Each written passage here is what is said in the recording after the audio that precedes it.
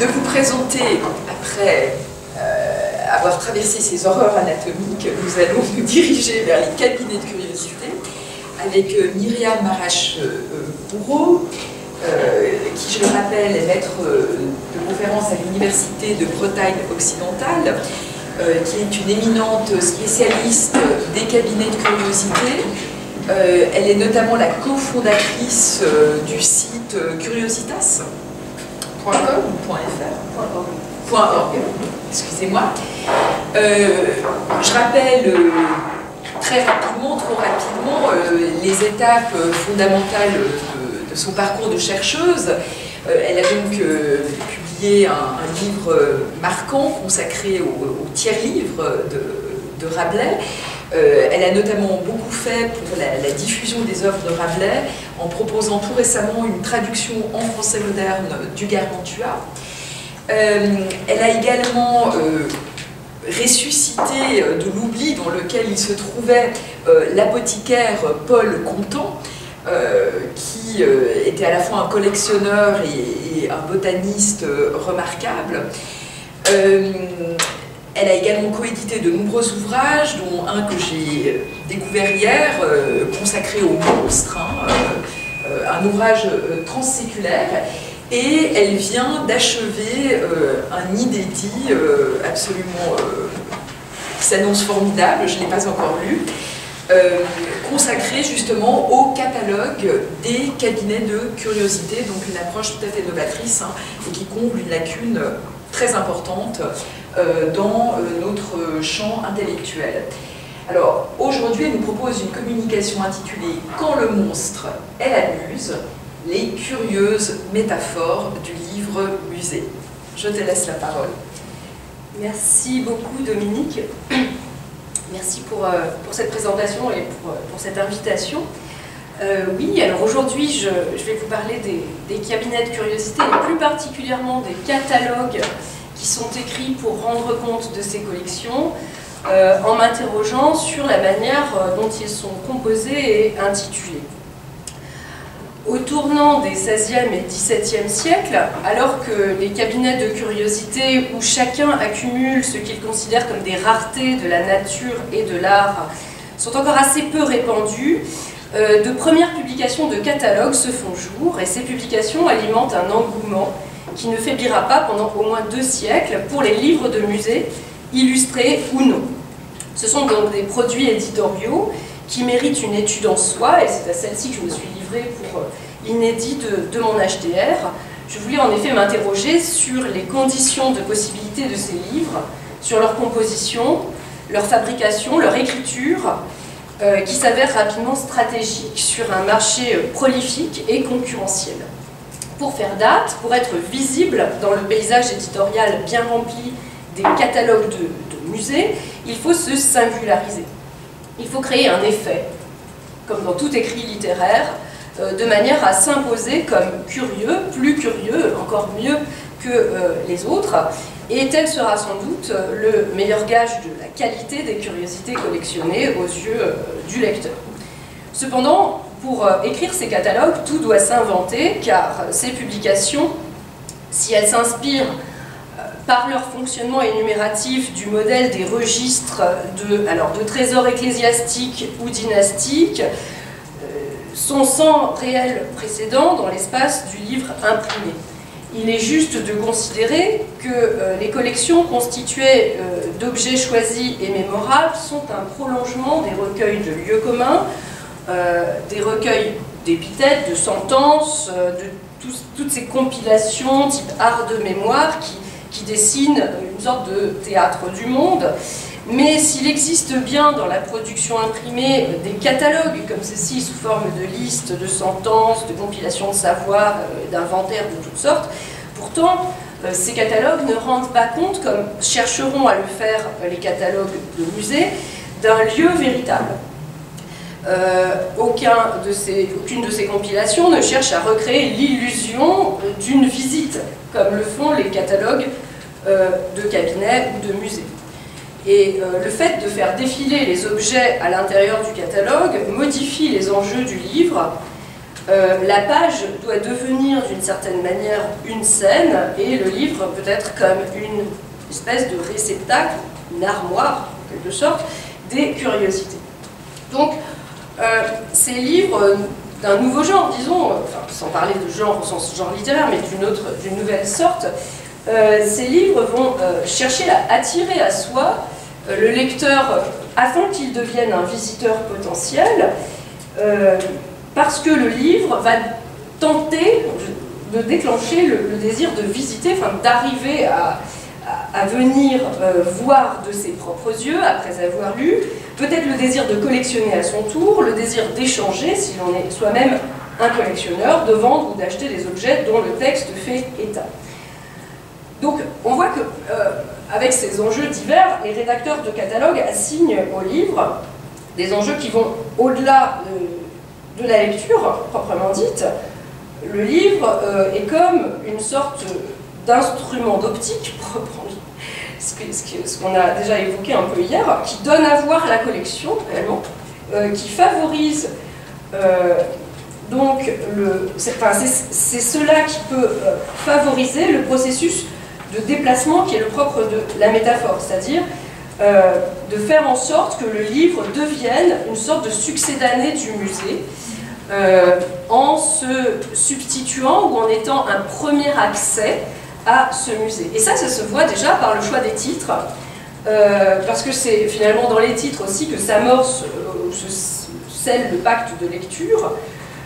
Les catalogues affirment leur singularité dès ce moment assez révélateur d'une stratégie éditoriale, c'est-à-dire que pour gagner l'attention, ils ne vont pas s'appeler forcément catalogue, mais directement musée. Et c'est sur ces questions-là que je vais travailler, parce que non seulement il y a ce mot musée, et puis il y en a d'autres aussi que je voudrais étudier aujourd'hui avec vous. Alors, je procéderai en trois temps. J'étudierai d'abord les procédés divers de la métaphorisation, c'est-à-dire, ça passe pas seulement par le titre, mais il y a d'autres dispositifs, disons, qui sont mis en œuvre dans le livre pour donner l'impression que le livre est comme le musée, ou le livre est un musée. Ensuite, je me demanderai comment il faut entendre ces titres musée pour les catalogues. Et enfin, je verrai comment les processus de métaphorisation du livre transformé en musée s'opèrent avec quelques autres titres curieux en dehors du titre proprement dit de musée. Voilà, je commencerai par évoquer la question de la manière dont le livre se transforme, se métamorphose en cabinet, ou comment le livre devient, d'une certaine manière, un cabinet, ou cherche à restituer la singularité d'un lieu en 3 dimensions sur des pages plates, avec seulement des mots et pas d'objets. C'est le premier défi en réalité, c'est celui de passer d'un espace à un autre, d'un espace occupé, extrêmement dans une profusion et 3 dimensions, à un espace qui est nécessairement moins évocateur visuellement, puisque c'est un livre, mais qui doit englober avec ses faibles moyens, enfin ses plus faibles moyens a priori, les nombreux effets qui sont construits dans le cabinet, c'est-à-dire qu'on doit y retrouver la profusion, l'exhaustivité, l'échantillonnage de la création entière, qui sont un peu les éléments attendus, la splendeur, les accrochages, les symétries éventuellement, les compositions, les effets spectaculaires, de série, de gigantisme, que sais-je encore. Alors, on observe dès les premières publications une tendance à former un objet mimétique, la fonction du livre étant en effet de rendre public le cabinet qui, en principe, dans la pratique, n'est accessible qu'à un certain public tout à fait choisi et sur recommandation. Alors, pour cela, pour le rendre public malgré sa fermeture objective au grand public, on procède avec, par exemple, ce type de gravure. Gravure des frontispices qui sont disposés dans l'intention de donner au seuil du livre, et comme si l'on était sur le seuil de la pièce, une idée générale du rendu visuel du cabinet. C'est un tableau donc général, où certains objets sont immédiatement visibles, où d'autres nécessitent plus d'attention, plus de temps, et organisent d'emblée le mouvement même de la curiosité, c'est-à-dire celui d'un œil qui s'attarde, qui cherche, qui déniche un détail sur la gravure, Et à cet égard, cette gravure très réussie, très connue aussi, hein, de l'apothicaire de Naples, Ferrante Imperato, fera école dans toute l'Europe. C'est la première qu'on connaisse, 1599. Et pourtant, ce qui est intéressant, c'est qu'elle n'était pas destinée à introduire un catalogue de curiosités. L'ouvrage de Ferrante Imperato s'intitule Dell'Historia Naturae, et ne s'intitule pas du tout catalogue de mon cabinet, hein. C'est une histoire naturelle dans laquelle il ne fait que prendre appui sur sa collection pour décrire le monde de la nature. Mais pour autant, la gravure est suffisamment marquante pour faire école et être adoptée ensuite par les véritables rédacteurs de catalogue, à commencer par cette gravure de Basilus Bessler, donc, qui est également un apothicaire, mais cette fois à Nuremberg, c'est l'une des premières publications, 1616, qui inclut une gravure. Cette fois, il écrit un inventaire imprimé de son cabinet, avec une composition de gravures qu'on voit assez similaire par rapport à celle de Ferrante Imperato.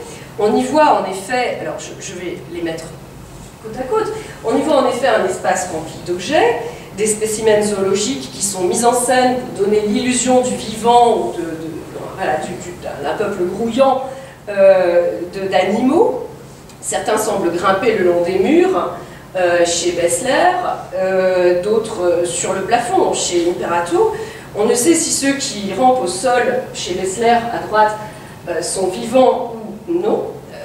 Et on y voit aussi des personnages, dans les deux cas, hein, un guide et un visiteur, un démonstrateur et un spectateur, soit finalement trois instances ou plus, en tout cas trois instances certaines, d'une parole partagée. Et la gravure, donc, qui constitue la page de titre du livre, plonge bel et bien le lecteur dans un univers qui est celui de la parole, puisqu'on voit bien que des paroles sont échangées par les gestes et les attitudes.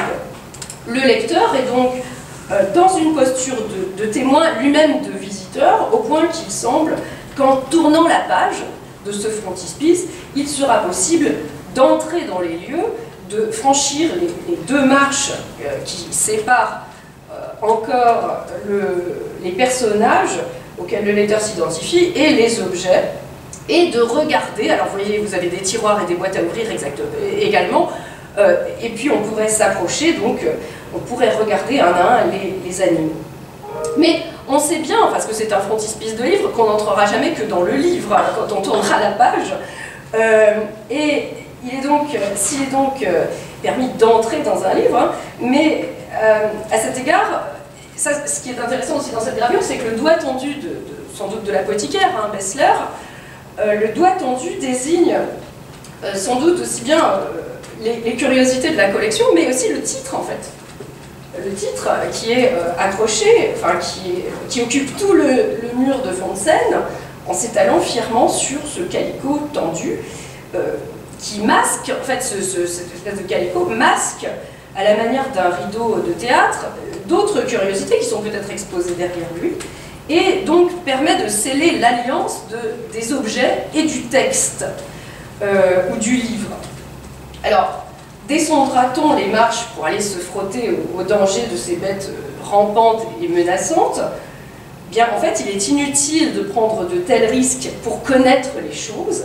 Si l'on en croit le geste de Bessler, il suffit d'ouvrir le livre et, comme le personnage du visiteur, d'écouter le maître des lieux pour entrer en communication avec ce que les objets ont à dire.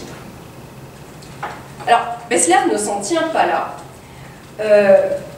La composition entière de ce livre, qui est en fait un album, suit cette invitation première et tient ses promesses.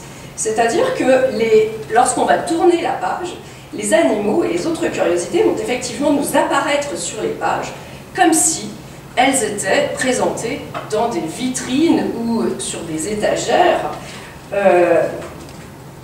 Chaque page correspond à une gravure, elle-même soumise à un groupement thématique. On voit ici les animaux marins. Autre exemple, les fruits. Voilà. Vous avez comme ceci, alors je vous avais préparé, je vais vous sortir, la numérisation Gallica, que vous allez pouvoir feuilleter si vous voulez. On voit, voilà, on fera, enfin, voilà, c'est un album comme ceci, de planches. Je vous laisse la circuler. Avec un format un peu particulier aussi, qui est intéressant à maints égards. Donc on a ici un livre conçu mais mimétiquement, organisé comme le serait un musée, comme si on parcourait page après page, en réalité des tablettes ou des étagères, des vitrines, que sais-je. Et ce dispositif visuel qui est suivi du début à la fin forme un livre-album sans doute assez coûteux à réaliser, qui reste sans exemple ensuite, si ce n'est chez Bessler lui-même qui réutilise ses voix pour une seconde édition augmentée 6 ans plus tard, qu'il intitule, en reprenant le même frontispice, mais en changeant uniquement le titre, La Continuatio Rario, etc. Alors, c'est un procédé qui pourrait être qualifié de métaphorique ou de figuratif, c'est-à-dire c'est l'image qui tient lieu d'outils, de truchement, pour faire fonctionner le processus métaphorique consistant à faire croire que le livre est un musée. Et l'idée de ce qu'on peut appeler donc un frontispice suggestif va ensuite se décomposer en différentes variantes au fil du XVIIe siècle, avec des catalogues qui vont continuer dans cette direction-là, en faisant preuve d'une ingéniosité de plus en plus subtile ou retorse pour provoquer la curiosité du lecteur. Alors, on connaît, enfin, moi je le connais bien, c'est Paul Contant, donc ces dispositifs graphiques qui également vraiment suscitent la curiosité parce qu'on ne voit rien pour commencer, et puis il faut chercher, etc. Donc là, c'est encore une autre façon de mettre en scène, de donner envie d'ouvrir le livre, en montrant un fouillis ou des espaces fermés avec des tiroirs à ouvrir et des échantillons tout autour. On peut avoir également cette espèce de disposition où on voit un espace saturé d'objets et plongé dans une semi-obscurité où on ne voit presque rien, donc là encore c'est très incitatif, ou encore ce type de perspective fuyante où on voit qu'une pièce donne ouverture sur une autre, qui encore, etc., avec deux espèces de gardiens à l'entrée qui sont étranges et qui sont en fait des costumes moscovites et hongrois qui sont collectionnés par le prince, le duc de Holstein. Donc ici, on voit que ces vues qui sont évidemment fictives, idéalisées, elles n'ont pas de valeur de vérité, bien entendu, elles appartiennent à la fabrication du livre, à la commande de l'auteur ou d'un éditeur. Elles ne sont pas à entendre comme foncièrement réalistes, mais comme significatives d'une singularité que chaque nouveau cabinet entend affirmer au sein d'une espèce de stéréotype global par rapport à ses prédécesseurs et à ses contemporains. Donc, elle fixe au seuil du livre une convention graphique qui suggère que le livre est un miroir du lieu. Que le livre est une sorte de reflet du lieu. Alors ça, c'est du côté des gravures. Ensuite, il y a d'autres procédés d'ordre discursif qui sont mis à contribution, parce que c'est quand même un livre, ce ne sont pas que des gravures, qui sont mis à contribution par les auteurs qui veulent renforcer ces effets premiers, ou qui n'ont pas les moyens de mettre en œuvre un tel luxe iconographique, parce que ça coûte très cher évidemment de composer des livres de ce genre. Beaucoup plus simplement, l'ordre du texte, l'organisation du texte peut jouer ce rôle mimétique que l'on voyait précédemment pour donner l'impression que l'espace du livre se superpose à l'espace du cabinet, c'est-à-dire que l'inventaire va choisir de suivre l'ordre d'accrochage ou de rangement des choses. Et vous avez comme ça des inventaires qui, par exemple, procèdent par étagère. Première étagère, deuxième étagère, troisième étagère, et ainsi de suite, ou par mur. Ça, c'est l'exemple de Nicolas Chevalier, qui procède en décrivant mur après mur les différents lieux de son cabinet. Et il finit par le plafond. Donc vous avez ici l'exemple du plafond. Et il combine, on le voit pour l'occasion, texte et image. Donc c'est vraiment un... Alors ça, ces éléments-là sont assez rares en fait. C'est-à-dire des catalogues qui suivent vraiment, enfin qui font mine de suivre l'ordre des armoires, etc. Ça arrive plutôt vraiment à la fin de la période qui m'intéresse, c'est-à-dire plutôt à la fin du XVIIe. La plupart du temps, avant, ce sont plutôt des groupements thématiques comme on voit sur l'album qui circule, c'est-à-dire où les rédacteurs se font fort de connaître les subdivisions de la nature, de montrer qu'ils ont su classer, et de faire des listes qui organisent le cabinet de façon en fait savante. Parce que ce qui n'est pas apparent quand vous passez d'une étagère à l'autre, c'est moins visible. Un autre effet mimétique intéressant, et qui est aussi produit par le texte, c'est celui des seuils textuels, discursifs. Certains catalogues jugent bon de disposer, avant l'inventaire proprement dit, un avis aux visiteurs. C'est ce que fait par exemple Pierre Borel, le médecin de Castres en 1649, et avant lui, Francesco Calciolari, apothicaire de Vérone, dans ce catalogue dont j'ai déjà montré une vue tout à l'heure, mais on peut être attentif à ce qui est marqué au-dessus de la planche, et qui dit « Spectator oculos inserito Calciolari musaei admiranda contemplator et volup animo tuo facito », et qu'on pourrait traduire par « Spectateur, daigne plonger tes yeux et contempler les merveilles du musée de Calciolari et réjouis ton âme à ta guise. » Le spectateur, qui est-ce? Est-ce que c'est le lecteur qui regarde cette gravure ou celui qui s'apprête à entrer dans le musée? Autrement dit, est-ce que cette inscription est une transcription de ce qui est déjà écrit dans le musée, et dans ce cas on joue sur un effet mimétique, ou est-ce que cette inscription a été conçue pour le livre, pour donner au lecteur l'impression qu'il est un spectateur, donc qu'il est un visiteur? Rien n'indique si cette inscription est vraiment empruntée au musée elle-même ou si elle est propre au livre et conçue pour la gravure. Alors, je n'ai pas le temps de revenir sur le détail d'une étude que j'ai faite par ailleurs au sujet de l'inscription qui est sur la porte du cabinet de Pierre Borel. Alors, voici le cabinet de Pierre Borel, donc de Castres, 1649. Vous voyez que c'est écrit « Catalogue des choses rares qui sont dans le cabinet de Maître Pierre Borel, médecin de Castres, en Languedoc », édition augmentée de beaucoup. Inscription qui est sur la porte du susdit cabinet, s'adressant aux curieux. Et ensuite, vous avez une longue inscription en latin, adressée à un certain curiosé, curieux, et qui est le seul passage en latin. Tout le catalogue est écrit en français. Et vous avez cette inscription latine qui est donnée comme ceci, bon, à qui pourra la lire, avec une pseudo-adresse au visiteur, et qui feint d'être la transcription d'une inscription recueillie sur les lieux, puisqu'on vous dit inscription qui est sur la porte du susdit cabinet. Mais cette inscription, quand on la lit et qu'on l'étudie, on s'aperçoit qu'elle est destinée à un public de lecteurs, ne serait-ce que parce qu'elle est remplie d'allusions érudites, de citations littéraires cachées, il y a des morceaux de Virgile, en fait il y a énormément de jeux intertextuels dans cette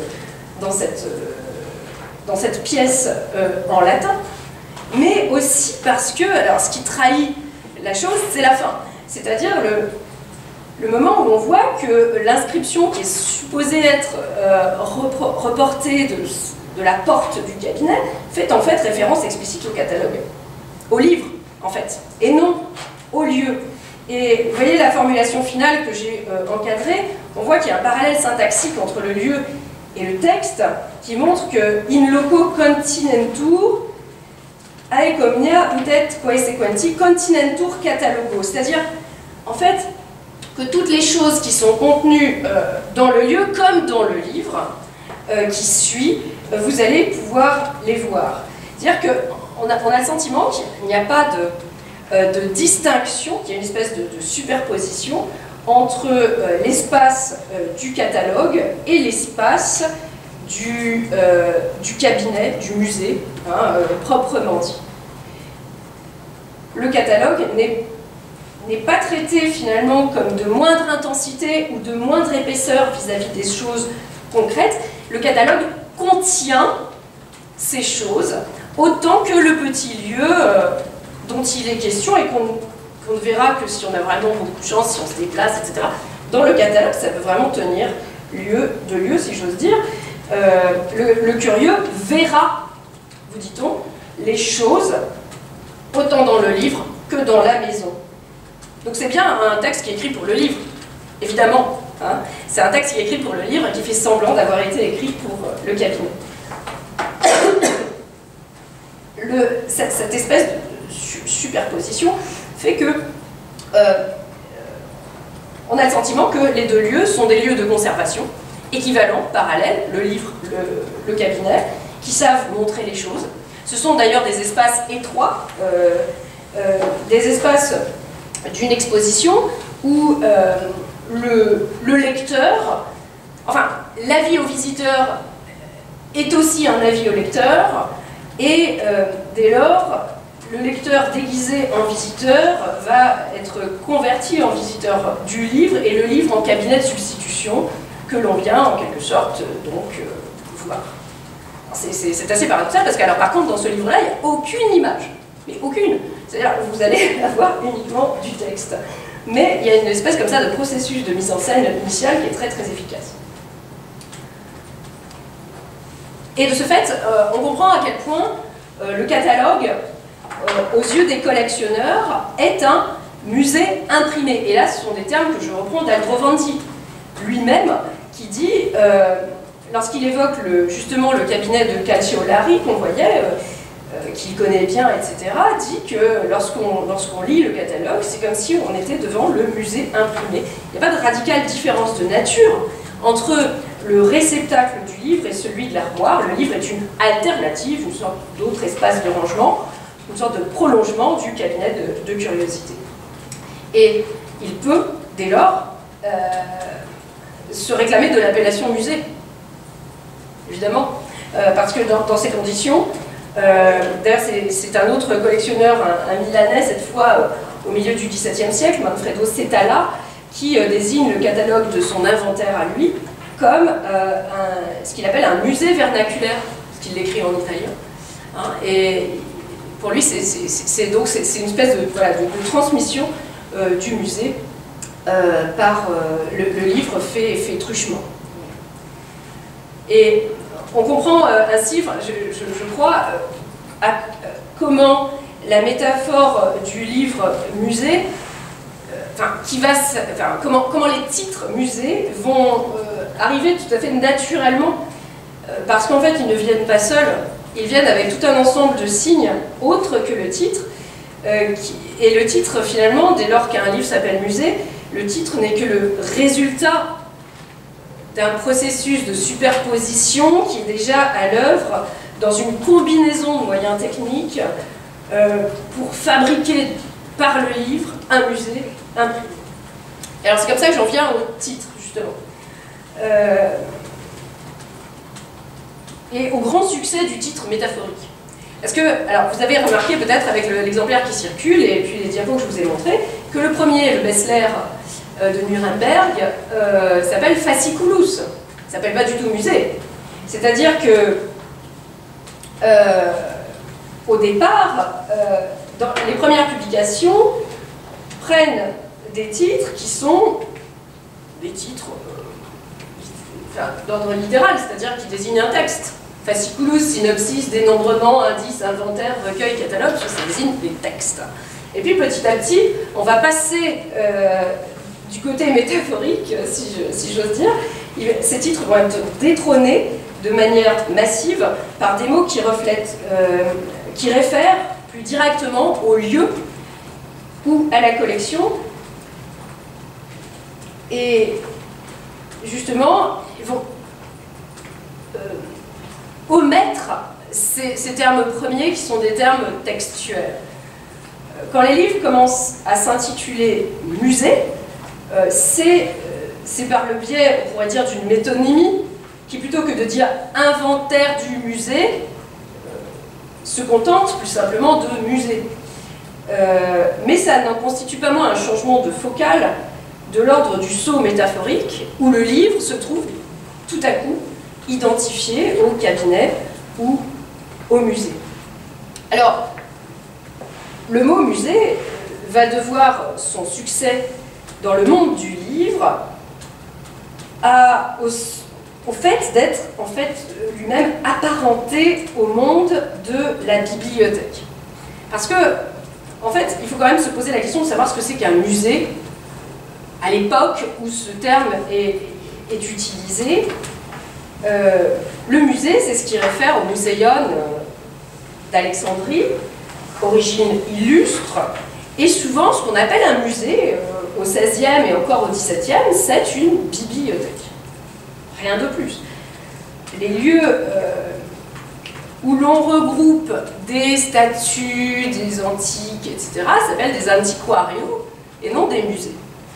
Et par exemple, le cardinal Cesi en 1545 choisit d'appeler un endroit où il collectionne des statues antiquario, et il réserve le terme de museo à sa bibliothèque.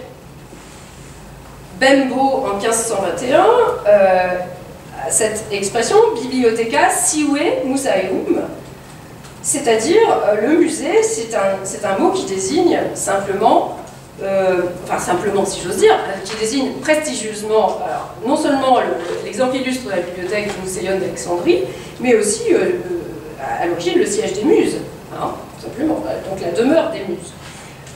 C'est un mot qui n'entrera dans les dictionnaires en France qu'en 1694, dans le dictionnaire de l'Académie, et il en va de même en Italie, où le mot continue de signifier tout au long du XVIIe bibliothèque ou siège des muses.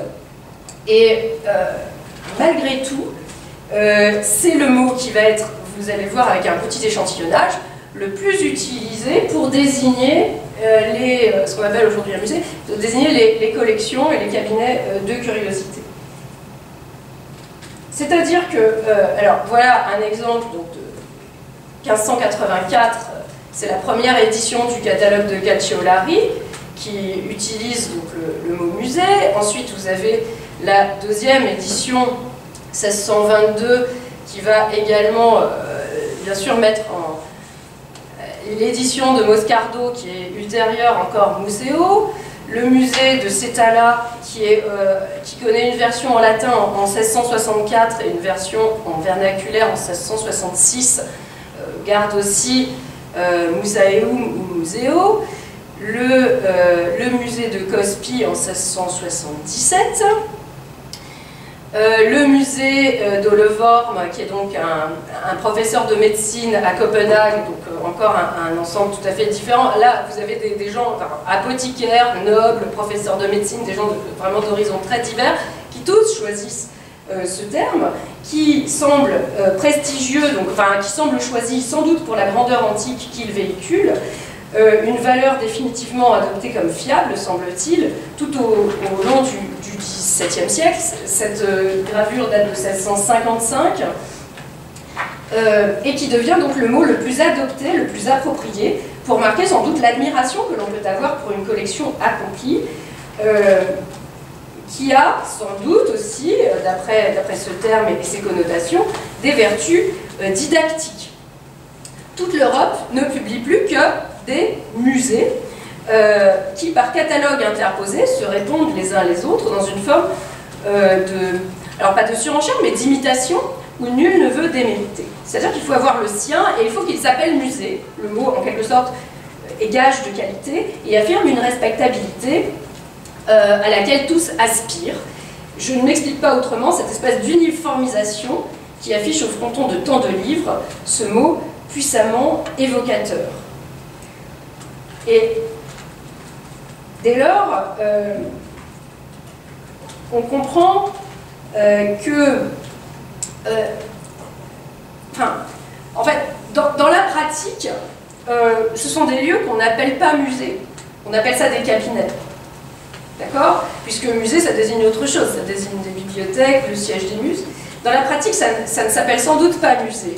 C'est seulement quand il est publié quand il arrive en contact avec le livre, que tout à coup, il prend ce nom. Et j'en viens à me dire que musée n'est donc pas une métaphore exacte du cabinet, parce qu'il ne désigne pas le cabinet lui-même. S'il désignait le cabinet, il s'appellerait cabinet, le livre. Et il y a en fait très peu de livres qui s'appellent cabinet, c'est ça qui est curieux. Le musée n'est donc pas une métaphore du cabinet, mais désigne un lieu autre, un lieu perdu, un lieu antique, un lieu de savoir, et même le lieu, sans doute, de tous les savoirs, puisque si c'est le siège des muses, les arts, la nature, tout y est contenu. Les muses, à elles toutes, sont une sorte de réserve de savoir. Et au fond, si l'on appelle son livre musée, c'est sans doute moins pour faire une forme de mimétisme avec un nom qui est employé vraiment, mais plutôt pour assigner un sens à la collection, à mon avis. C'est-à-dire,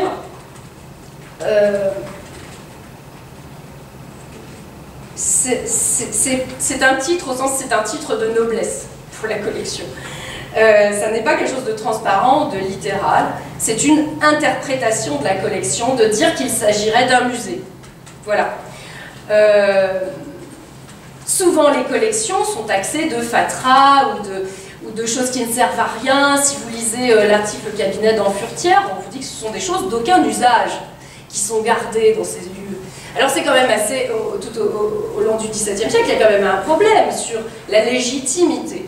Or, que fait le livre si ce n'est consacrer une forme de légitimité et sceller, enfin c'est un petit peu, le livre c'est un peu l'épreuve de vérité du cabinet, c'est-à-dire c'est le moment où on va lui donner un sens, c'est le moment ou jamais.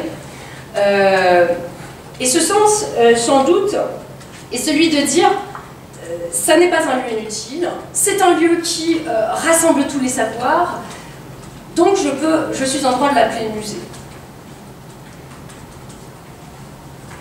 Et alors vous avez comme ceci, après des discussions sur la question de est-ce que ce lieu mériterait le nom de musée ou pas. Et j'ai un extrait qui est assez intéressant de ce point de vue-là parce qu'il s'agit de la collection de Kircher. Kircher, Athanas Kircher, Collegio Romano à Rome, bon, très très grand, celui qui savait, le dernier homme à tout savoir, disait Paula Finlan. Alors Filippo Bonanni qui écrit un énième, parce qu'il y a eu plusieurs inventaires, enfin il écrit en 1716, et il fait cette remarque: la présente collection est improprement nommée Galleria, car elle n'est pas de cette sorte. On devrait la nommer du terme plus approprié de museo, un terme venant du grec selon Pline, qui désigne l'équivalent de Dominiculum musis digatum prodiversario et eruditorum, ce à quoi Strabon réfère dans son dernier livre, Apud Alexandria. Vous voyez tout de suite la référence à Strabon, Alexandrie, etc. Et ici, ce que fait très nettement le rédacteur, c'est une espèce de distinction très forte entre musée et galerie. On ne peut pas appeler cet endroit une galerie, parce que la galerie, c'est alors autre chose. La galerie, c'est princier, c'est de l'apparat, c'est des grands espaces un peu superficiels, qui ne sont pas destinés à l'apprentissage des choses, mais plutôt à la démonstration de prestige ou de grandeur. Donc le lieu ne mérite pas ce nom de galerie, car en fait, il a un autre dessein, qui est d'instruire et de contenir un certain nombre d'éléments qui sont en rapport avec les musées. Très très directement, le texte glose dans cette direction-là.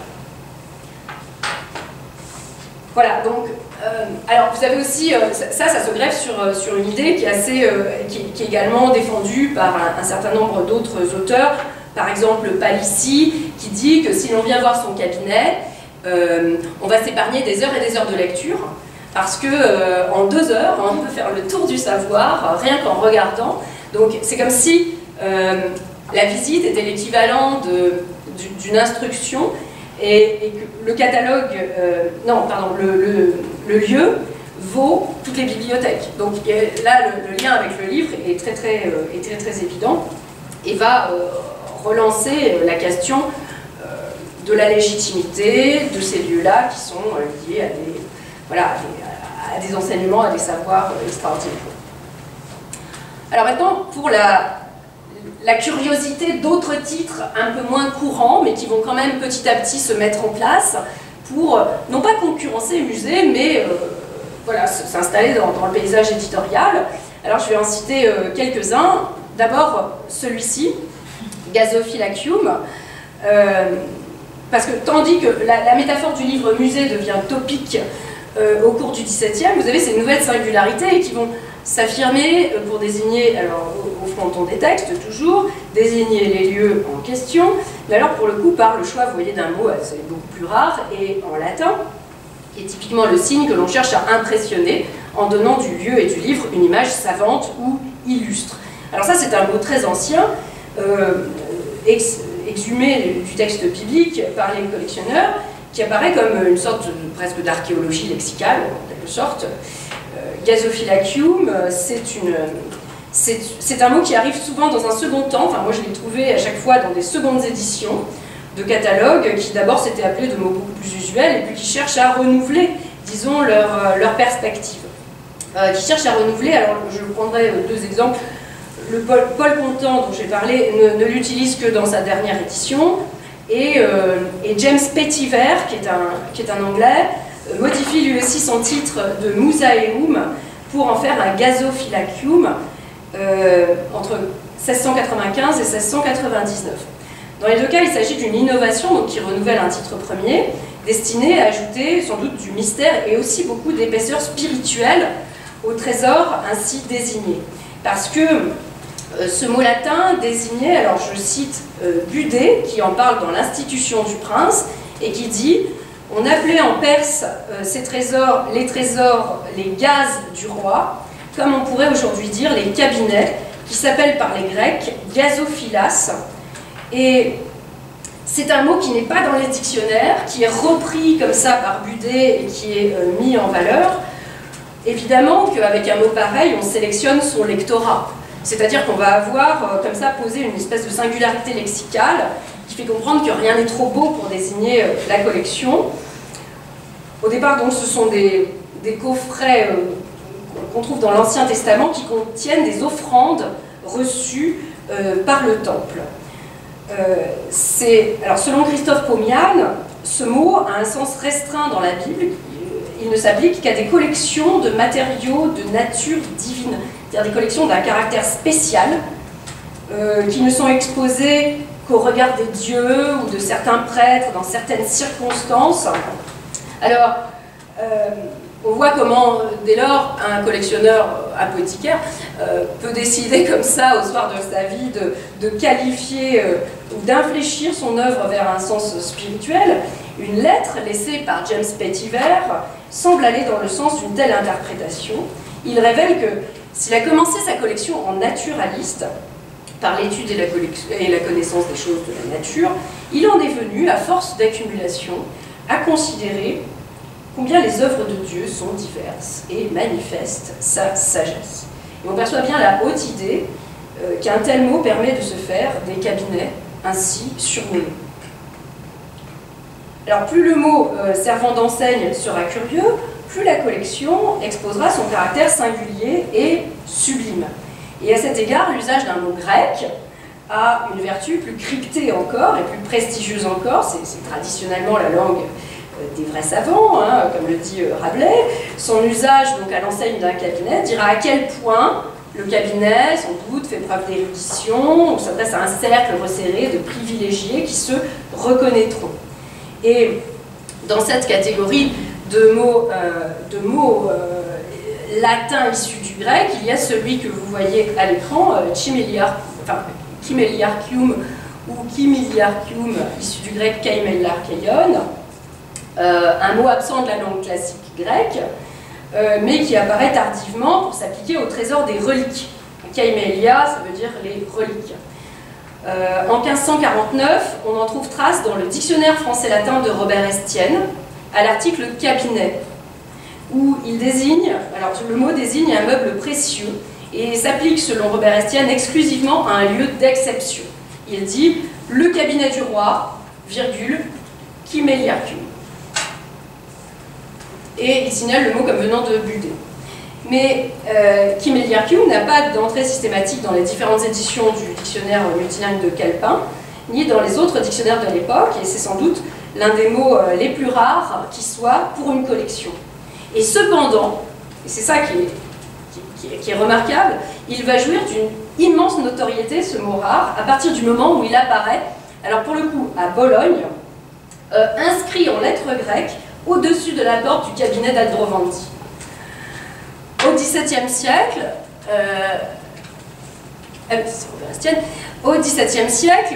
il y a un voyageur qui s'appelle William Bromley qui reporte le mot tel quel lorsqu'il fait la description. Alors il se promène en Italie et puis il passe bien sûr par Bologne, et à Bologne il va voir le studio d'Aldrovandi.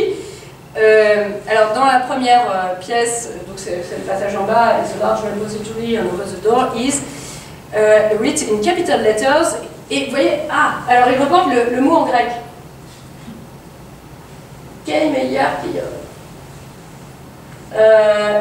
Qu'il glose. Et alors ce qui est intéressant, c'est qu'après il continue sa description, et vous avez des éléments en italien qui, eux, par contre, sont traduits. En revanche, le mot grec n'est pas traduit. Il n'est pas traduit, sans doute parce que Bromley ne le connaît pas, parce qu'il est... Mais par contre, on voit bien qu'il le recopie scrupuleusement. Alors, il recopie aussi les cartels en italien scrupuleusement, mais alors là, il montre sans doute qu'il est incapable ou trop impressionné par le mot rare, qui a meilleur compte à rester intact dans son récit en anglais. Et de fait, ce qu'il y a d'intéressant, c'est que ce mot grec, Kimeliarkion, sera constamment associé à Aldrovandi dans le petit monde des collections de Bologne. C'est-à-dire que ensuite, le cabinet d'Aldrovandi sera appelé, dans une adaptation vernaculaire italienne, Kimeliarkiw, vous allez le voir là, il famoso Kimeliarkiw del celebre Aldrovandi. Donc ici, on voit que le mot a eu son succès d'estime, et pas seulement, ça doit être un mot qui est vraiment utilisé. Il n'apparaît bien sûr dans aucun dictionnaire italien, ni du XVIIe, ni ultérieur, mais il va être pris avec insistance comme un mot marquant la collection d'exceptions montée par le fameux Ulysse Aldrovandi. Et ainsi, les catalogues de la collection de Cospi, parce que ça, c'est le catalogue de la collection du marquis de Cospi, qui a associé ses curiosités à celles d'Aldrovandi dans le Palazzo Pubblico, et qui, quand il publie son propre catalogue, prend toujours soin de rappeler qu'il est exposé à côté d'Aldrovandi, parce que c'est ça qui fait sa grande renommée. Et vous voyez comment il utilise le terme clé de Kimeliarkiw, donc dans ce catalogue de 1667, et qui continue dans son argumentaire juste après à réutiliser ce mot, désormais l'expression consacrée, pour parler de la collection d'Aldrovandi. D'autre part, il faut noter que ce terme, alors qui est à Bologne en tout cas très nettement associé à Aldrovandi, ce terme est sans doute extrêmement prestigieux parce qu'il ne s'applique ailleurs en Italie, à ma connaissance, qu'aux extraordinaires collections des Médicis de Florence. Et on voit, alors ici je vous cite un extrait du rapport de John Evelyn qui visite le Palazzo Vecchio, la galerie des Offices, en 1644, et qui utilise typiquement ce mot, Kimeliarkia, Kimeliarkia ou repository, pour parler des collections d'exception de ce Palazzo Vecchio. Il sera ensuite, ce mot, réemployé par Frédéric Ruich, l'anatomiste néerlandais, pour désigner ses collections très insignes dans la dédicace qu'il rédige pour son premier catalogue en 1691. Donc il a une petite, disons, un petit héritage, il y a des suites, mais on en trouve assez peu d'occurrences en dehors de celles que je viens de citer. Voilà, donc pour finir, suivant cette veine hellénisante ou latinisante, la fin du XVIIe est riche d'autres innovations, alors de plus en plus extravagantes, je vous préviens, créant des monstres avec des mots composés. Alors sur le modèle de Gasophylacium, vous avez ensuite des fabrications. Donc le Lithophylacium pour un ensemble de pierres, le Technématophylacion, c'est-à-dire avec des éléments de la techné, le Zoophylacium, qui contient surtout des animaux, le Lithophytopterophylacia, c'est-à-dire avec des plantes, de l'été et des pierres. Voilà. Alors là, bon, Gasophylacium est complètement enterré, enfin c'est terminé, ça semait le glas du trop simple Gasophylacium en faisant comme ça des variantes de plus en plus extraordinaires, en prenant appui, comme vous le voyez, sur le type même d'objet collectionné ou la dominante, disons, hein, de la collection. Alors vous avez également des titres assez drôles en TK. Donc TK, je me rappelle, ça veut dire le coffre, hein. Donc une rarotéka, une physicotéka, une métallotéka, une technicotéka regia ou une physiothéka, d'autres titres pour désigner des ensembles. Là aussi, on comprend très bien ce que ça peut désigner.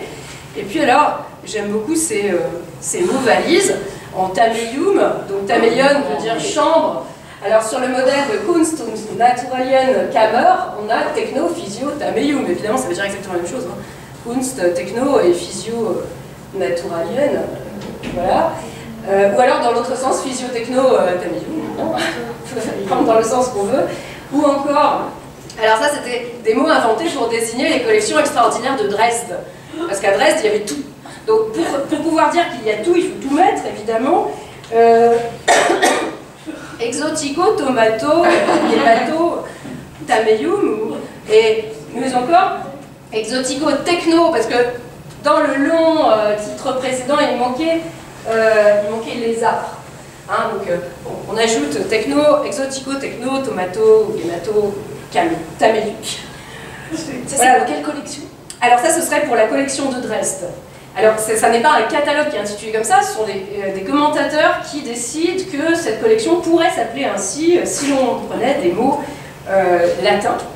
Et on voit, tous rivalisent d'ingéniosité, et comme s'ils étaient inspirés par le monstre et la curiosité, ils fabriquent des monstres lexicaux dans des langues elles-mêmes obscures, enfin disons qui ne sont pas forcément, enfin qui ne sont pas des langues vernaculaires, mais en prenant appui sur la langue vernaculaire, parce que c'est Kunst und Naturalien qui sert de matrice en quelque sorte pour créer ces mots. Cette créativité cherche à rendre hommage à l'universalité de certaines collections qui sont composées d'exotica, d'art, de nature, de gemmes, etc. L'universalité de tels lieux qui vont rapidement se resserrer, donc c'est intéressant parce que c'est avant justement que les lieux ne se spécialisent et qu'il n'est plus qu'un, si j'ose dire, un triste complément du nom, du type musée d'histoire naturelle. Voilà. C'est moins bien, c'était moins chic.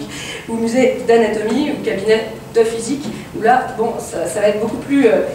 Ici, on voit bien cette espèce d'expansion et de recherche de fabriquer un mot qui contienne, lui aussi, les objets. Voilà, donc pour finir, enfin pour conclure en réalité, je dirais que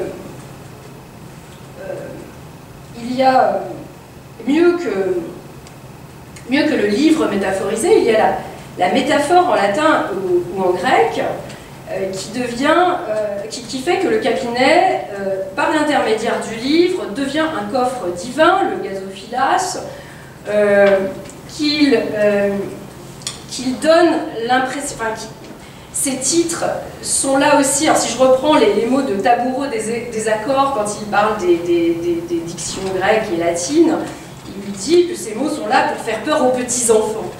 Et je pense que d'une certaine manière, ces dictions obscures, hein, pour reprendre des termes de l'époque, ont à voir effectivement avec la monstruosité, l'étrangeté, le mystère, et désignent aussi, parce que ce sont des mots extraits du fin fond parfois de l'Ancien Testament, etc., ont quelque chose à voir avec des reliques, c'est-à-dire vraiment des mots très très anciens qui sont comme ceci exposés, si j'ose dire, au regard des curieux et à leur sagacité, à leur curiosité. Il y a dès lors une espèce de langue des mirabilia qui se dessine, les mots rares et ouvragés sont marqueurs du sublime, sont une voie peut-être vers le mystère, les mystères de la création. Et dès lors, je pense qu'on peut dire que les livres sont bien plus que des musées de papier. C'est-à-dire sont bien plus que des reflets flatteurs ou idéalisés d'un lieu véritable. Ce sont des livres. C'est-à-dire qu'ils apportent un texte. Et ce texte, ce lexique, on le voit, scelle le retour des muses,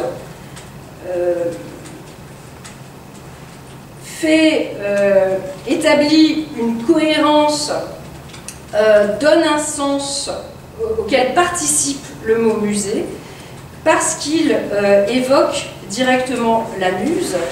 Et finalement, le sens qu'on donne aujourd'hui au mot musée va passer comme ça, comme une espèce de catacrèse, hein. C'est-à-dire, plus qu'un mimétisme, le livre prend sa place, il est l'espace d'une création nouvelle, seconde, à partir de l'ensemble des objets du lieu nommé musée, et c'est lui qui va finalement donner ce nom de musée au musée. Voilà. Pardon, je ne sais pas si c'est clair, mais enfin, on peut en parler. Voilà, merci de votre attention.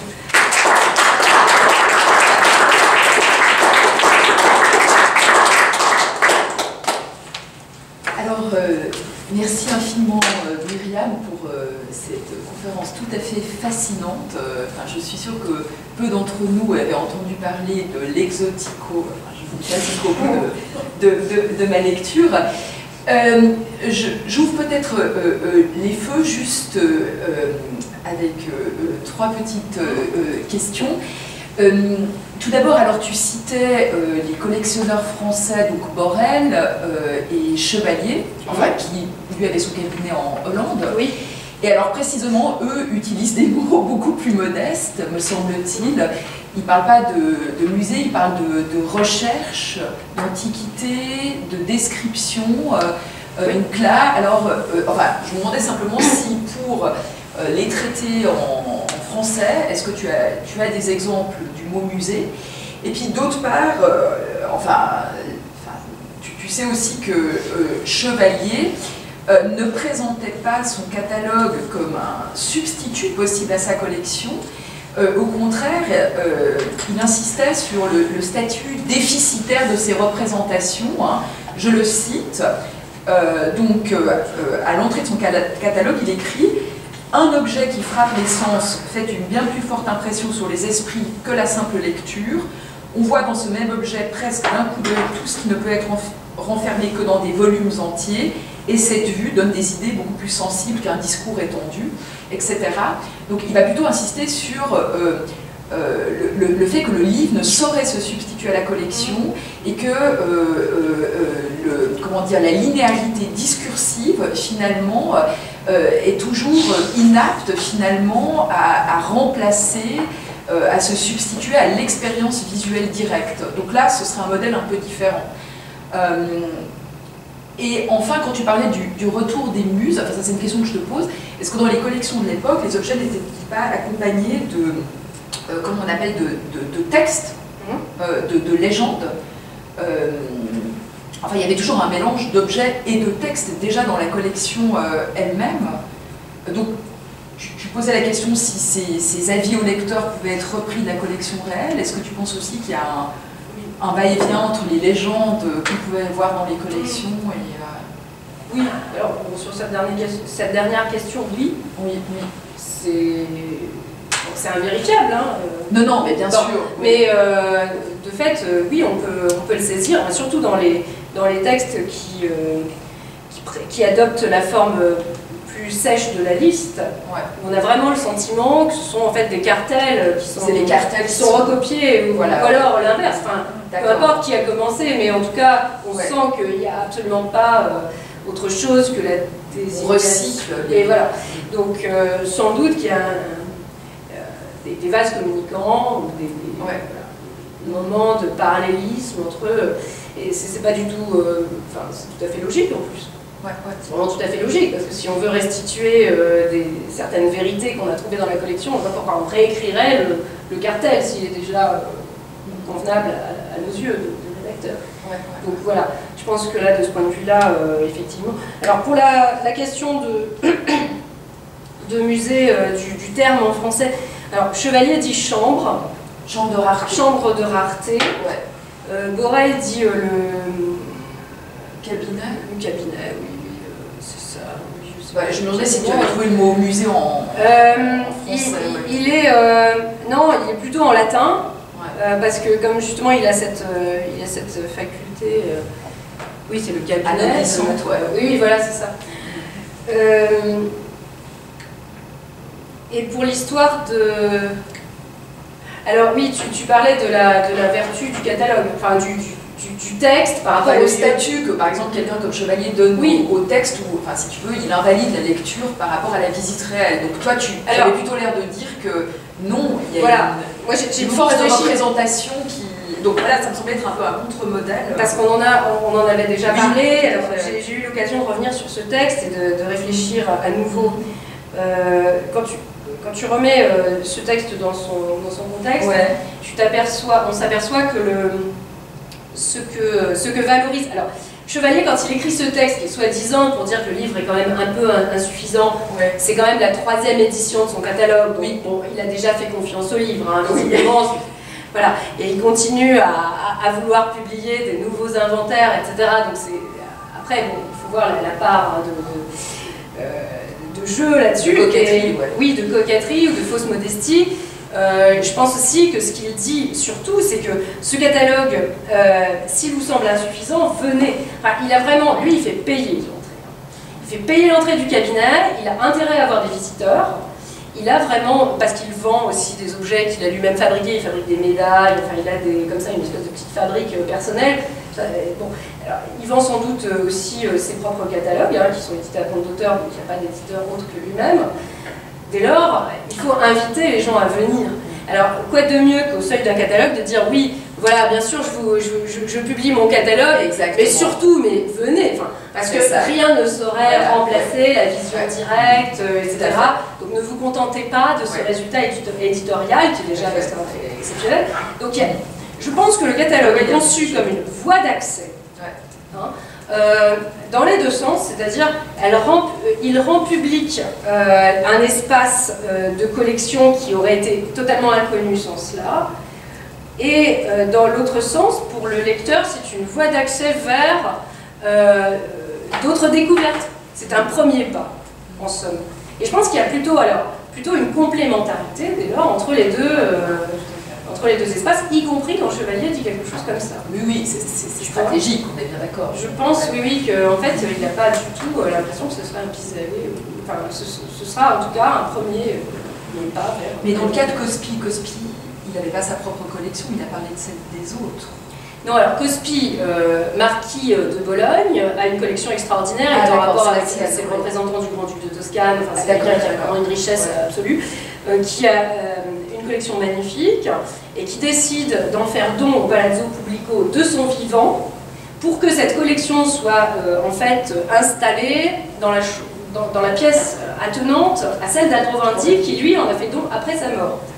Donc il décide d'associer sa collection à celle d'un très illustre, du grand illustre par excellence, pour lui donner une notoriété. Sauf que quand il publie son catalogue, Cospi, il faut qu'il marque en fait à la fois cette association et son propre apport. C'est-à-dire que sinon, il va être englobé dans... on va passer d'une pièce à l'autre sans se rendre compte qu'on est en train de passer chez Cospi, en fait. Donc Aldrovandi, il a pris tellement de place, et il continue pendant tout le XVIIe. Il y a encore, bien sûr, toutes les publications d'Aldrovandi, il y en a plein au XVIIe. Donc Cospi veut marquer à la fois qu'il y a un fond qui vient de chez lui, mais tout en disant sur la page de titre, ce fond a été annexé au fameux Cimelli Archio de Aldrovandi, donc c'est aussi une marque. Parce que la question que je me posais, c'était si c'était toujours les collectionneurs qui faisaient le catalogue de leur propre collection. Non, voilà. Parce qu'on peut aussi imaginer quelqu'un qui fasse un catalogue et dont l'intérêt soit plutôt de vendre son catalogue plutôt que de convier les gens à aller visiter la collection. Sur les instances, oui. Oui, Victoria, vas-y. Vas-y. Oui, merci, c'était magnifique. Est-ce que parmi tous ces catalogues, il y en a qui comportent des index, soit alphabétiques, soit thématiques? Oui, souvent. Souvent, d'accord. Oui.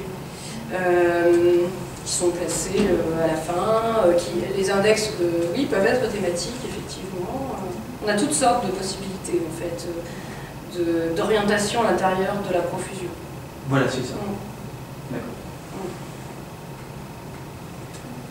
Oui, ce que je voulais dire, c'est qu'effectivement, le rapprochement entre la bibliothèque et le musée est tout à fait pertinent, et pour l'inventaire, parce que dans les inventaires, ou certains inventaires, ou moi ceux que j'ai vus, il y a la description des livres, étagère par étagère. Sur la première étagère, en dessous il y a ça, en dessous il y a ça, et éventuellement des coffres, quand il y a plus de place sur les étagères. Donc on a effectivement ce même type de description.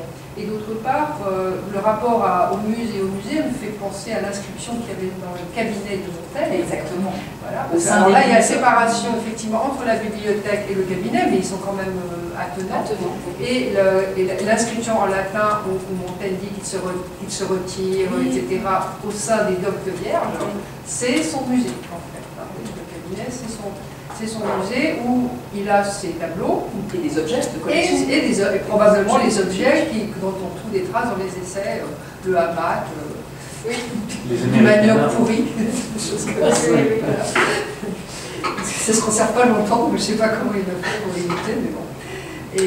Et donc effectivement, là, chez Montaigne, il a séparé les deux lieux, mais ils sont quand même contigus. Et il y a aussi une inscription, alors là, il y avait aussi une inscription à la Boétie qui courait sur les étagères de la bibliothèque elle-même. Donc celle-là, on ne la connaît que par les descriptions tardives, puisqu'elle a complètement disparu. Et puis Gazophylacium, alors j'ai regardé dans mes archives, on le trouve partout. Moi, j'avais jamais fait mention à ce moment-là. Et effectivement, c'est dans Isidore de Séville. Alors, à partir du moment où c'est dans Isidore, tout le monde se le repère, on le retrouve dans les dictionnaires. Et il y a un sens intéressant chez Calpino, parce que à l'origine, effectivement, c'est un endroit où on mettait les aumônes pour les pauvres. C'était un trésor, mais pour les pauvres. Et c'est devenu trésor tout court. Et Calpino, du moins dans l'édition de 1534, donc c'est peut-être antérieurement, il dit, et il donne ça comme étant le secrétaire, le meuble secrétaire. C'est-à-dire qu'on a la même restriction de sens entre le secrétaire vers le meuble secrétaire que le cabinet, puisqu'il y a aussi des cabinets meubles. Et c'est en réduction, en fait. Évidemment, que le secrétaire meuble, on a des tiroirs, c'est le lieu des secrets. Il y a des livres qui s'appellent Le Secret. Oui, c'est ça. C'est un genre de... C'est aussi un genre. Et puis il y a un auteur d'art de mémoire qui s'appelle Schenkel, qui en 1590 appelle son art mémorial Gazophylacium. Oui, c'est... En 1590. 1590. Oui. Le secrétaire, celui qui effectivement garde les secrets, on dit aussi que le Chimeliarchia, c'est le gardien en fait. Oui. C'est pas forcément le trésor lui-même, c'est aussi celui qui garde les reliques. Enfin, donc il y a vraiment. Enfin, c'est le coffre en tant qu'il garde et qu'il protège les reliques. Et le livre est le lieu de la conservation de la mémoire. De fait, souvent le gardien des trésors pour l'éternité, puisque les cabinets disparaissent, mais les livres. Oui. Il y a une trace de ces cabinets finalement. Oui, de toute façon, bien sûr, oui. Et donc il y a vraiment aussi un parallèle, pour revenir à ce que tu disais Marie-Luce, un parallèle à faire avec les catalogues de bibliothèques. Parce qu'en fait, je pense que la matrice, c'est moins les recueils de lieux communs que les catalogues de bibliothèques. Enfin, en tout cas, pour une pratique courante à cette époque-là, il y a vraiment une identité de... Plus que les catalogues, les inventaires. Oui, les inventaires. C'est-à-dire vraiment ce que l'on décrit, parce qu'on l'a devant les yeux. On a les étagères devant soi, alors que le catalogue peut être une recopie d'un autre catalogue ou un mélange. Oui. C'est ça. Et c'est dans l'idée de sauvegarder une mémoire qui sinon peut-être se perdra parce que la bibliothèque sera dispersée ou que sais-je. Oui, voilà. Parce qu'il y en a qui sont volés, donc... Oui, c'est ça. L'inventaire pour le registre de prêt. Mais par rapport à cette dimension mimétique, elle se complexifie quand même lorsqu'il y a des catalogues, je pense au catalogue Bonanni, le Muséum Kirchenarium du début du XVIIIe siècle, où en fait on voit bien que la logique de rangement et de classement des objets dans le livre thématise le fait qu'elle est différente de la logique de classement des objets dans la collection réelle. Donc là, finalement, il n'y a pas redoublement mimétique, mais il y a finalement superposition de deux logiques de classement qui sont d'ailleurs identifiées et reconnues par l'auteur du catalogue. Alors, je ne sais pas s'il y a beaucoup de cas comme ça ou... Si, et puis en fait, le problème avec Kircher, c'est que... Enfin, le problème, entre guillemets, c'est que la collection est tellement étendue que ce que dit Bonanni aussi, c'est que de toute façon, il ne pourra en donner qu'une vision partielle. Donc il choisit son point de vue, si j'ose dire, il choisit ses focales, en isolant, comme tu le dis, des axes, si j'ose dire, de savoir, et tout en disant qu'on pourra voir d'autres objets dans d'autres ouvrages. Et il y a Scott aussi, qui va faire le travail de recensement, Caspar Scott, de certains éléments de Kircher. Donc en fait la collection de Kircher, elle a ceci de particulier qu'elle ne tient pas dans un seul livre. Et il faut, et c'est ce qu'on doit démontrer aussi par le livre, c'est que ce livre sera de toute façon, alors insuffisant mais pas à la manière de Chevalier, il sera de toute façon lacunaire. Le Kircher, c'est surtout aussi très important de tout guider dans le musée, parce que c'est plus la parole, si j'ai bien compris. Il y a le livre, le cabinet, et ensuite il y a aussi le monsieur qui te fait la visite et qui explique les choses. Oui, qui fait les démonstrations. Oui. Donc, voilà, les démonstrations. Donc là, parce que vous avez parlé des étiquettes, quoi. Oui. Et Kircher, je pense que c'est vraiment évité parce qu'il faut aussi l'aspect d'expliquer vraiment ce que tu es en train de voir.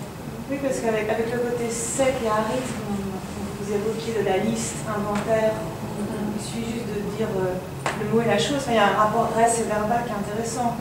Les objets du réel deviennent des mots, en fait des mots qui renvoient à des choses de façon sèche. Et à l'inverse, on voit comment ces titres extraordinaires que vous avez cités sont des forgeries philologiques qui deviennent des objets philologiques à part entière. Il y a un jeu entre res et verbal qui me semble vraiment intéressant. Et moi j'avais une question. Vous disiez qu'il y a très peu de textes qui s'intitulent cabinet, enfin beaucoup moins que les musées. Alors quels sont-ils? Moi je pense au cabinet de Minerve de Verville, mais au cabinet Jardin poétique de Paul Constant, mais du coup là on est dans un genre littéraire, dans un genre littéraire, on n'est plus tout dans la problématique du musée. Et je me demandais dans quelle mesure... Alors, est-ce que vous avez fait dialoguer Moi, je me suis tenue au catalogue de cabinet de curiosité.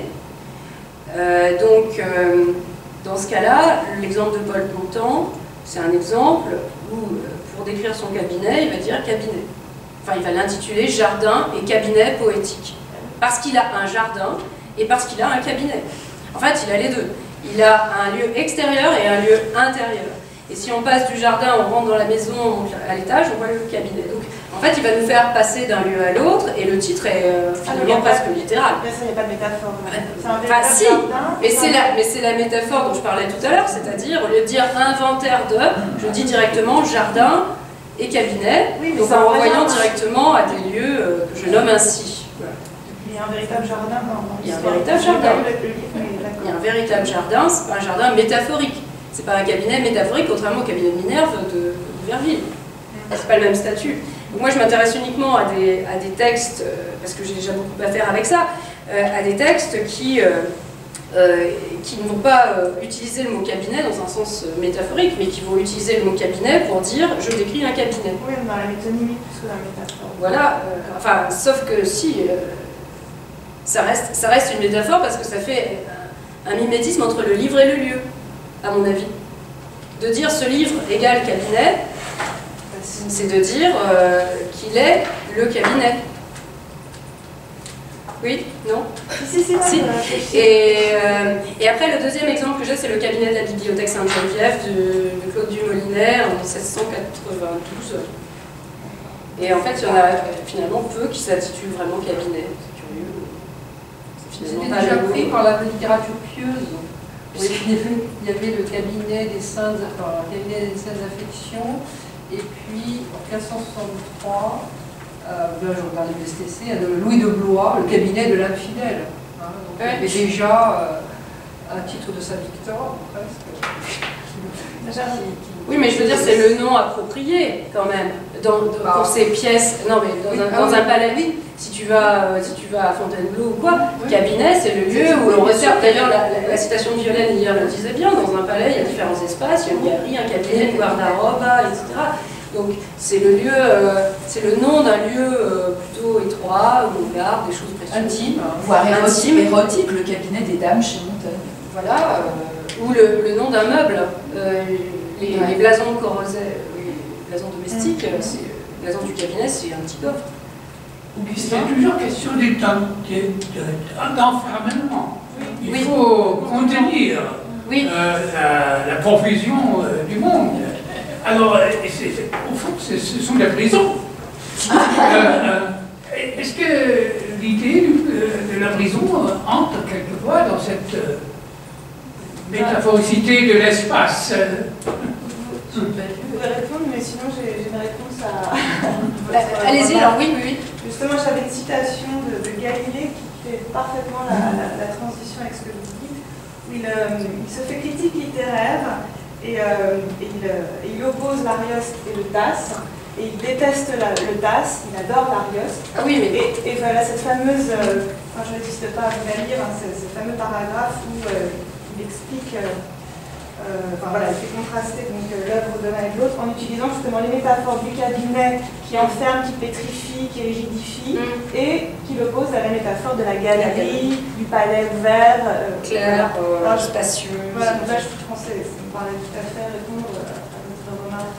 Alors, il m'a toujours semblé, et il me semble que ce poète, dont il parle du Tasse, est on ne peut plus aride, pauvre et insignifiant dans ses trouvailles.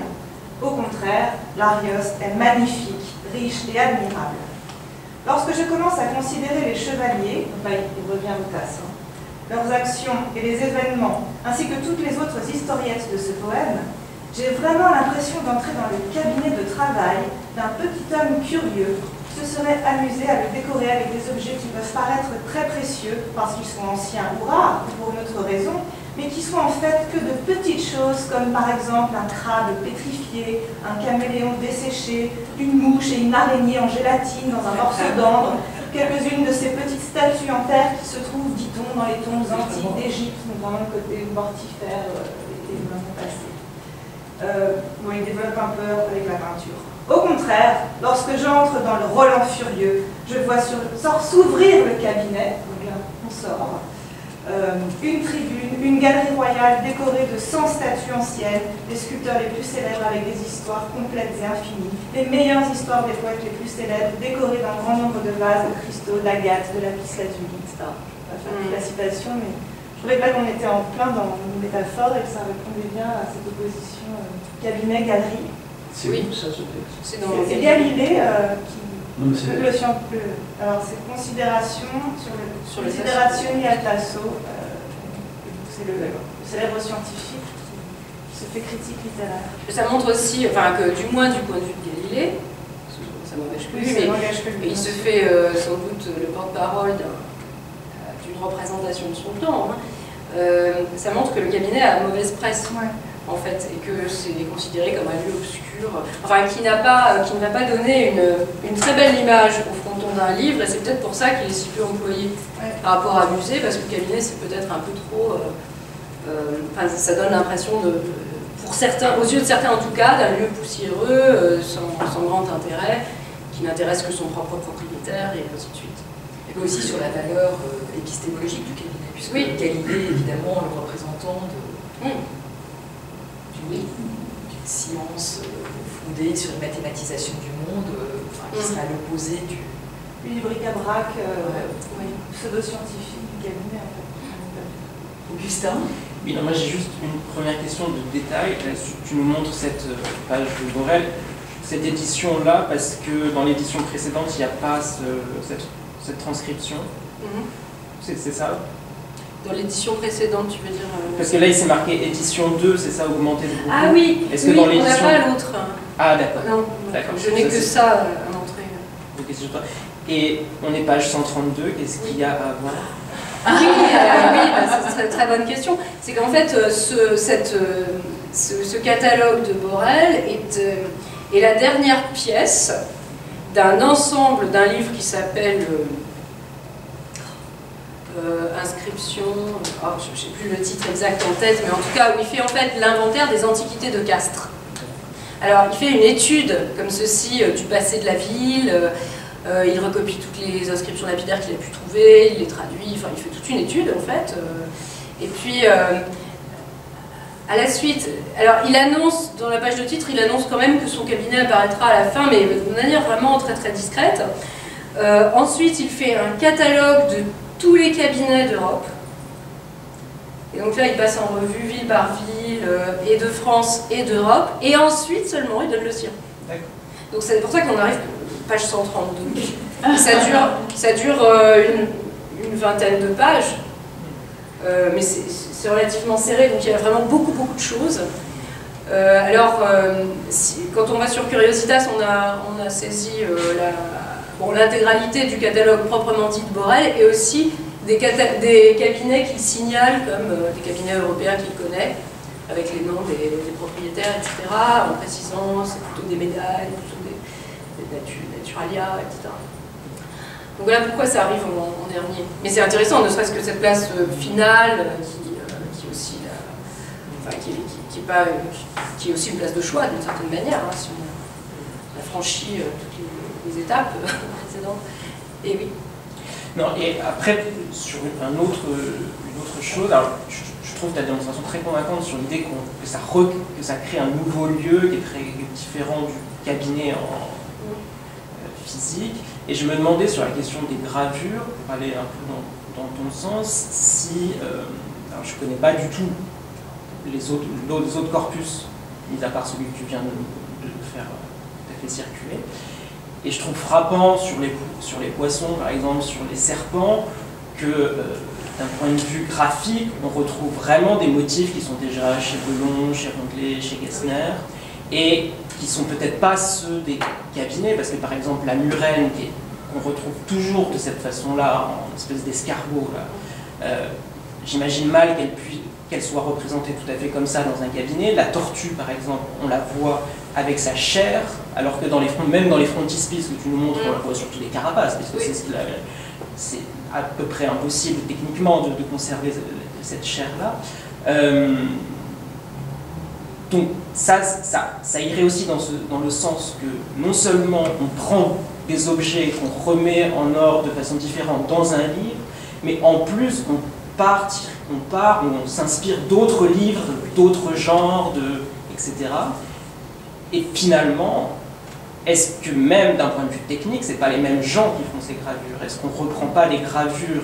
Alors là, on a surtout des gravures sur cuivre, mais est-ce qu'on ne reprend pas les cuivres qui peuvent servir pour des histoires naturelles,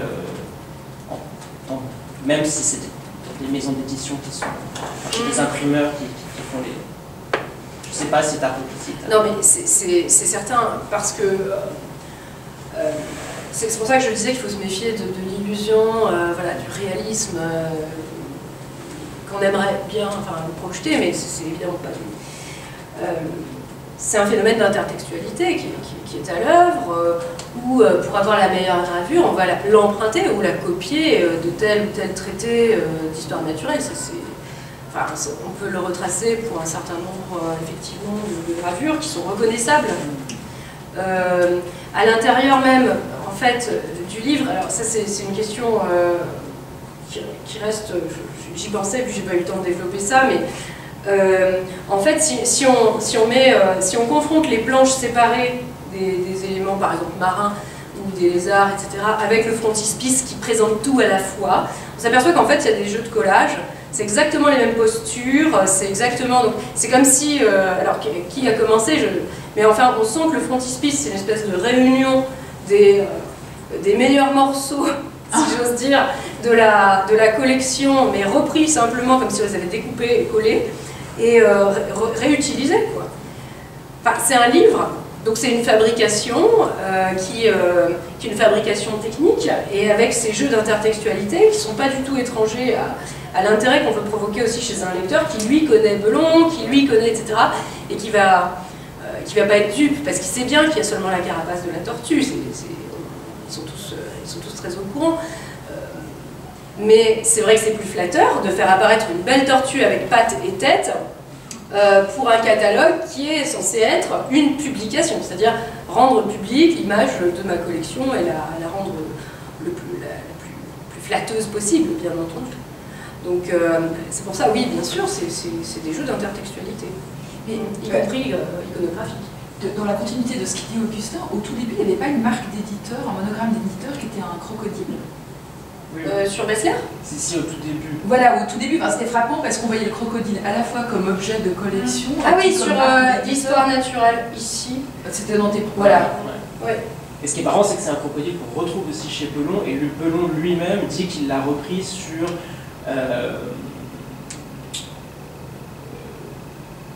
un marbre des jardins du Belvédère qui vient d'être excavé dans le champ de Mars en 1515 en fait. D'accord. C'est aussi sur ce marbre qu'il y a mon hippopotame. Et en fait, oui, c'est exactement le même crocodile avec sa queue comme ça. Il y en avait un accroché à la collégiale, c'est dans le début du siècle. Oui, mais des crocodiles, il y en a vraiment partout, de toute façon. Est-ce que vous pourriez repasser le frontispice de Bessler? Parce qu'il y a quelque chose, je ne comprends pas. Ah si, de près, oui, c'est tellement bizarrement en perspective. Oui, c'est un bonhomme. Oui, c'est un démonstrateur. Alors jeune, hein, on sent que c'est sans doute un enfant. Mais voilà, de loin, je n'arrivais pas à voir ce que c'était. Il est penché. Et il tient un crâne de dauphin. Et l'objet là à droite, c'est un gratte-d'eau? Non. Avec la main. Avec la main, non mais j'y pensais quand on c'est disait ça. Oui. Voilà. Et oui. Il y a un visage qui se cache dans l'argile. Oui. Ah oui, il y a des visages partout. Et alors ici, ici, même la statue fait signe. Oui. Ici, là-haut, en fait, les visages, si j'ose dire, sont très expressifs. Et c'est comme si, en fait, dans mon interprétation, c'est que les objets se mettent à parler par le livre. Enfin, on leur donne la parole, en fait. C'est vraiment comme ça que souvent c'est présenté dans les catalogues. En tout cas, ils ont quelque chose à dire sur qui ils sont, sur ce qu'ils sont. Il n'y a jamais de prosopopée des objets. Si, mais c'est ça, alors le livre les font ressusciter. Oui, enfin, voilà. Oui, le livre les fait parler. Tous desséchés et morts qui sont dans le cabinet, là d'un coup ils Oui, et je trouve que cette gravure va vraiment dans ce sens-là, c'est-à-dire donne l'illusion du vivant par des attitudes ou une expressivité, en fait. Et c'est pour ça que je disais ici, c'est très très rare que les sols soient occupés. Hein, vous voyez comment un sol généralement est libre, hein, pour qu'on puisse marcher tout simplement. Le sol occupé, c'est vraiment l'idée, peut-être que ça rampe, ça marche, c'est inquiétant. Hein. Et il y a l'idée, l'illusion du vivant. Tu as raison, ouais. Oui, c'est vrai. Le crocodile à l'envers. Oui, mais le personnage de gauche, c'est un peu le miroir. Ouais, c'est... On se demandait si le démonstrateur n'est pas lui-même une forme de curiosité dans l'unité, parce qu'il est un peu difforme quand même. Oui, alors l'affaire du démonstrateur, c'est une affaire géniale, il ne faut pas me lancer là-dessus, mais non, mais le démonstrateur ici, on voit que c'est un jeune garçon, et Jean-Charles sait bien que ça peut être aussi un autre, voilà. Alors ici c'est Gospi, j'en ai pas parlé, mais là c'est un nain. Alors c'est encore plus, c'est la curiosité parmi les curiosités qui va servir de démonstrateur et qui, de toute façon, c'est une espèce de clin d'œil impossible parce que vous voyez qu'il n'atteint même pas la première étagère. Donc comment est-ce qu'il va montrer les objets? C'est une espèce de mauvaise farce qu'on lui a joué en lui donnant ce rôle. Mais le catalogue, qui met le nain au catalogue, hein, enfin le nain figure au catalogue, le catalogue le donne comme gardien des collections. Alors ça, tout c'est des jeux de feinte et on s'amuse. Ça date de quand? Parce que est-ce que ça n'éclaire même pas d'un jour complètement différent le nymphe du chêne. Si, j'y pensais à ton âge, oui. Parce que je ne m'étais pas du tout posé la question sous cet angle-là. Le nymphe mis en valeur. tôt quand même. Oui, parce que du chêne, c'est un siècle avant, quasiment. Ouais. Non, alors ça, en plus, c'est un exemple unique. Personne n'a tenté ça. Et donc, c'est vraiment une trouvaille, disons, de la part de celui qui compose, à mon avis, juste la gravure. Enfin, il y a beaucoup de questions à se poser au sujet de cette mise en scène.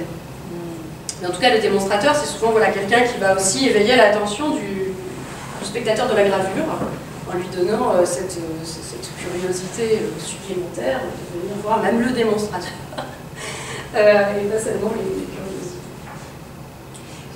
Toujours autour de la question des échelles de grandeur, j'étais juste frappée par le titre de Cospi que tu as montré tout à l'heure, brève description du musée. Oui.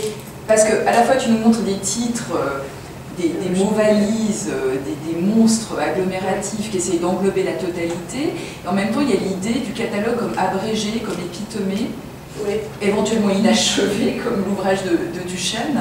Parce qu'il y a souvent cette idée finalement que le catalogue va être, va essayer de faire court. Enfin, on parlait du nombre de pages tout à l'heure. Alors est-ce qu'il y a ce sont des ouvrages qui sont, j'imagine que c'est variable, mais... Alors le cas de Cospi est très très particulier. C'est d'ailleurs passionnant à étudier parce que c'est vraiment un cas éditorial. Au sens où Cospi a commencé par faire rédiger, donc jamais lui, parce que lui c'est un marquis, c'est pas quelqu'un qui rédige, il a des secrétaires, etc. Il a commencé par faire rédiger cette brève description en 1667, c'est-à-dire au moment où il lègue sa collection au Palazzo Publico, ce dont je parlais tout à l'heure. Et à mon avis, effectivement, comme je le disais aussi, c'est une manière de dire ces objets-là viennent de chez moi. Contrairement à ceux d'Aldrovandi, donc je montre ce que j'ai ajouté au Palazzo. C'est un livre, regardez la carte de lecteur de la BNF, c'est un livre de tout petit format, en fait. C'est un livre vraiment très très mince, un tout petit livret qui fait une trentaine de pages et qui procède de manière très simple, sous forme vraiment de liste abrégée. 10 ans plus tard, il publie une édition de luxe extraordinaire, celle avec le frontispice avec le nain. D'accord. 500 pages, une folio, grosse reliure, chose magnifique, splendide, et avec des illustrations, avec des développements. Donc c'est déjà un deuxième produit éditorial.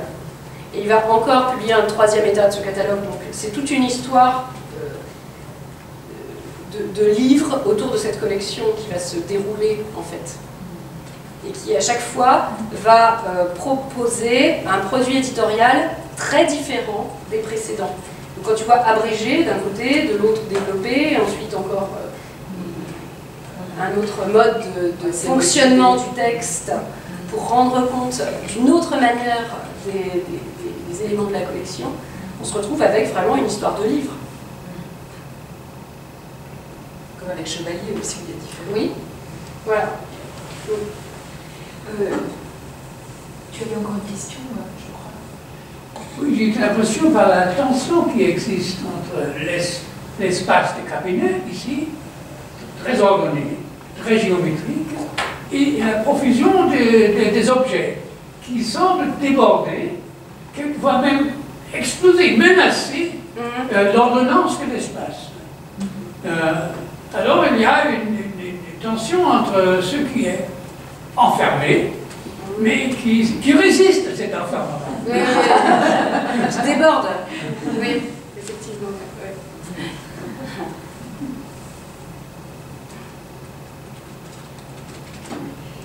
Alors, nous allons peut-être encore accepter notre enfermement. Alors, encore merci beaucoup. Tu disais que Chevalier faisait